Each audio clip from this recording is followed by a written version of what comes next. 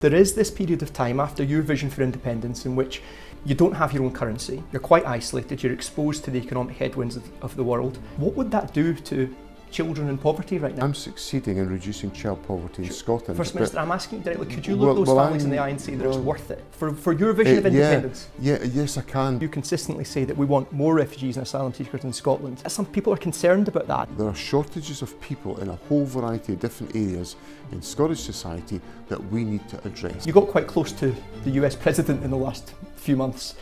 Do you like him? Thank you very much for your time.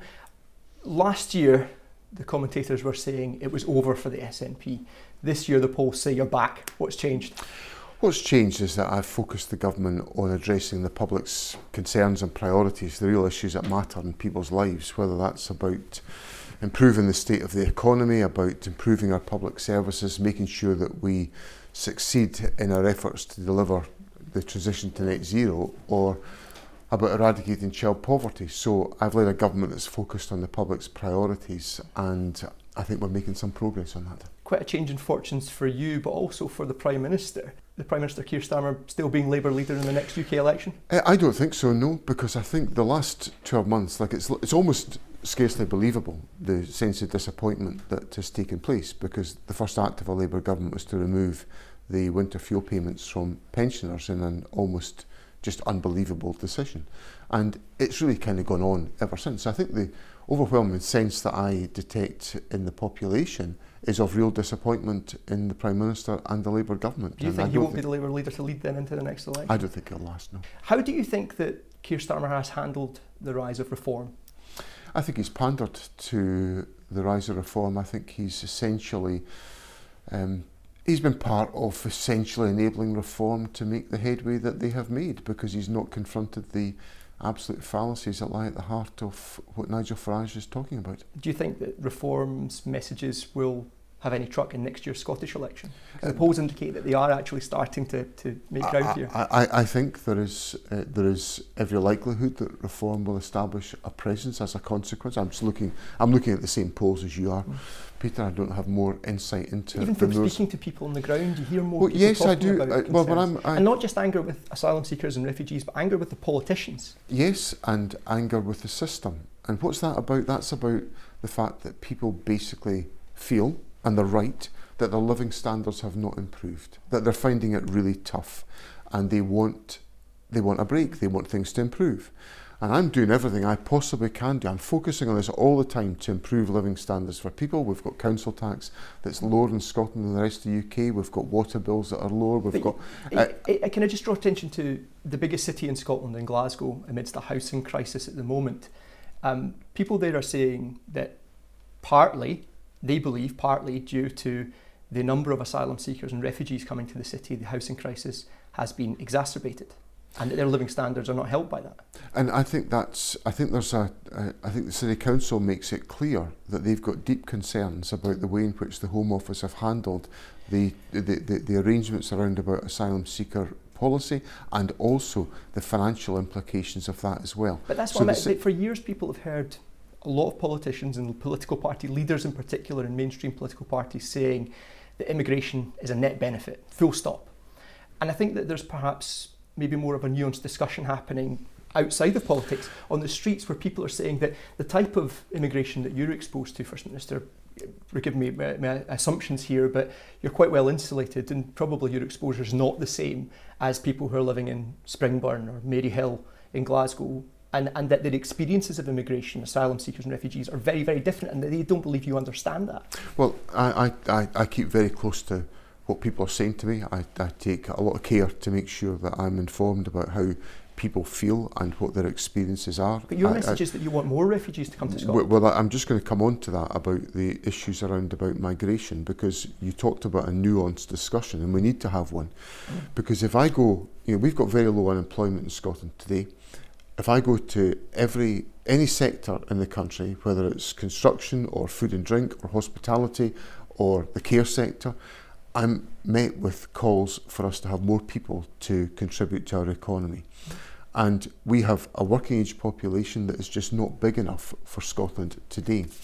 So we need to have a discussion about migration because we need to attract more people to come to live in Scotland, and that's what but we're this putting is where to the nuance comes in, First Minister. There's the people who'd be coming to work in those sectors, and there are the people that have led the SNP leader of Glasgow City Council to say that a £66 million black hole in the budget was not only exacerbated but significantly created by the number of asylum seekers in the city and the number of refugees going to Glasgow. She's close, she says, to saying that she can no longer say refugees are welcome in the city.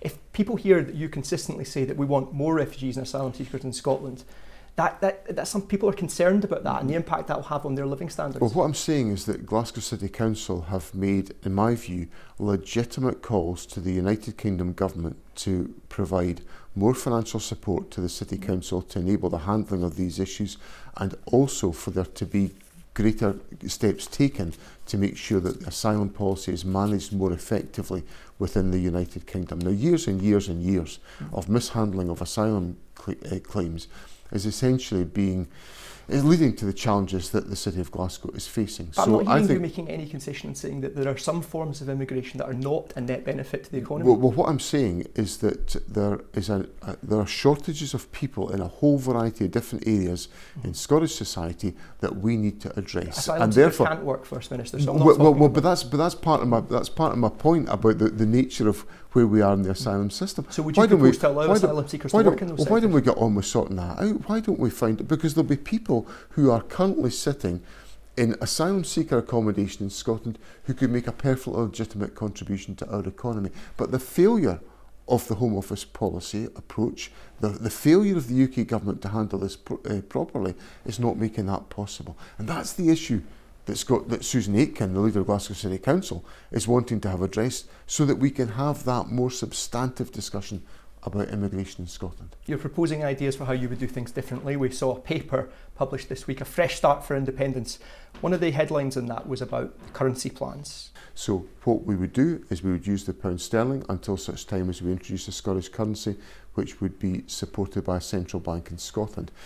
And these are issues that Scotland's got to confront. But how long would that take? Well, it would depend on the economic conditions and circumstances. But in terms of your preparation, this is crucial. Now, I would like to try and get to some more meat on the bones of this, because I did try with Nicola Sturgeon on this many times. I never made any progress, and I'd like to see if you can tell people about how long would Scotland be out of the UK, out of the EU, because you couldn't go into the EU without your own currency, at the mercy of the economic headwinds, quite isolated in the world, and you don't have your own currency. How long would that situation be tolerable? We'd be using the pound sterling, and on the basis of Scotland's well-established alignment with European arrangements, we would be, we would have very strong eligibility to join the European Union. Indeed, many commentators. You couldn't join the European Union until you had your own currency. But I'm asking you, how long is it going to take you to do that? I can't give a definitive timescale about that. Well, the reason why that's important, First Minister, the reason why that really matters is because there is this period of time after your vision for independence in which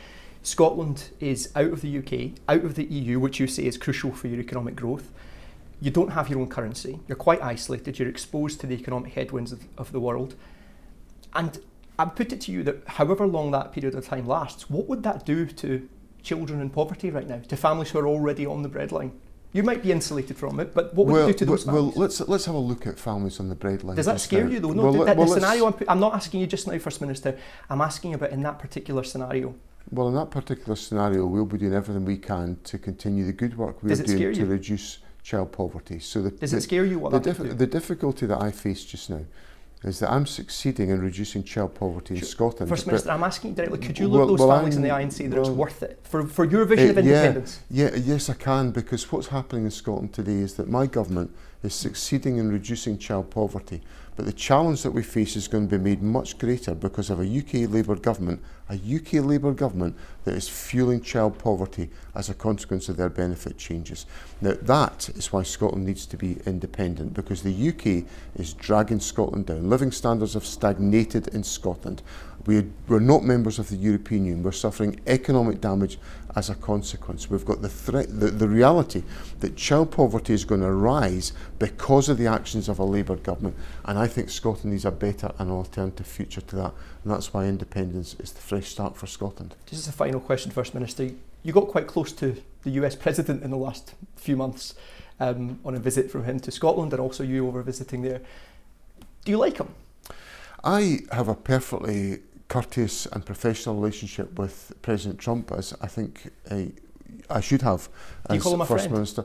Of course, I can't call him a friend. I don't know. I don't have a personal relationship with President Trump. What I have got is a constructive professional relationship to advance the interests of Scotland. Do you think he likes you? But we had perfectly pleasant conversations to each other, so it wasn't in any way discourteous to me whatsoever. Can I ask you about, there's a scenario that I heard about, I'm keen to find out the truth of this, that he had actually rearranged the dinner table seating plan so that he could be sat next to you? Well, the original plan was that I was to be sitting opposite President Trump, and when I arrived at MacLeod House, I was told the seating plan had been changed. I thought that all those people that tried to manoeuvre things around about me had sent me to the bottom end of the table, but apparently it was that President Trump had asked me to sit beside him, and I had about an hour and a half one-to-one with President Trump at the dinner table, talking about a whole variety of issues, including my son's golf swing, which was a topic of discussion in the course of that dialogue. And but I also used the time with President Trump to say to him that I thought he was the only person in the world that could perhaps say to the Israeli Prime Minister that he had to change what he was doing and stop the genocide in Gaza. And I'm glad I raised that with President Trump, because I could look people in the eye in Scotland to say that I'd used every opportunity to try to help the people of Gaza, and I welcome the steps that have now been taken. Were you rooting for President Trump to win the Nobel Peace Prize this morning? Well, it's not an issue for me to decide upon, but what I do appreciate is the fact that President Trump's clearly used his influence to try to end the absolutely brutal genocide in Gaza, and I welcome that. First Minister, thank you very much for your time.